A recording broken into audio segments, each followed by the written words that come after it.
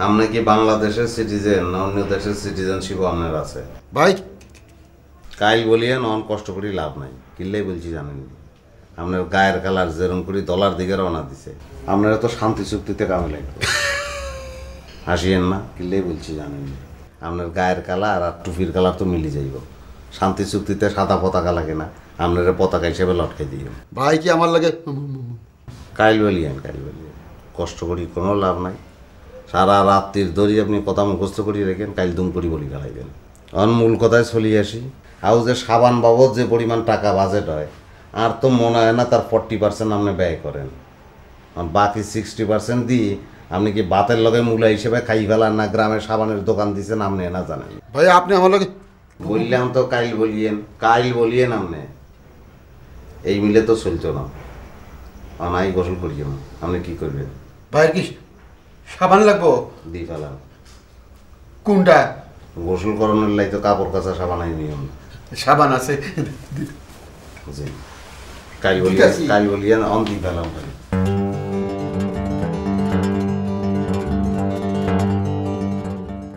মজা হয়েছে না? হ্যাঁ, অনেক অনেক ভালো হয়েছে। চা ভালো। হ্যাঁ, আপনি কি গল্প লিখতেছেন? চেষ্টা করতেছি আর কি। কিছু বলবেন? কিছু বলবেন? চেষ্টা না না না, আপনি কিছু বলবেন আমারে?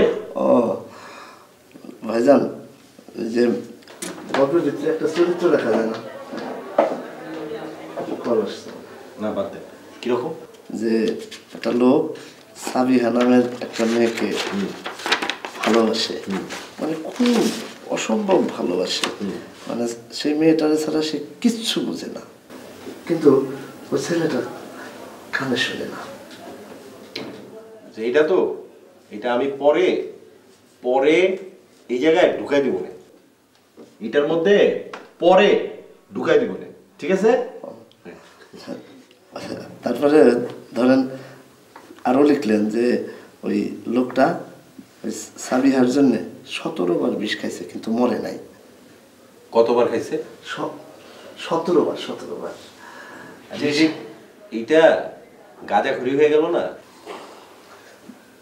গাঁজা কে খায়? না না, গাঁজা খায় না, আমি বলতেছি যে আপনার আপনার গল্প গাঁজা খড়ি হয়ে গেল না, বিষয়টা গাঁজা খড়ি একটু বেশি হয়ে গেল না, সেইটা বললাম আর কি। ভাইজান, আপনি কি জানেন যে যারা কানে শুনে না তাদের তো অসুবিধা আছে, তাই না? হ্যাঁ আছে না?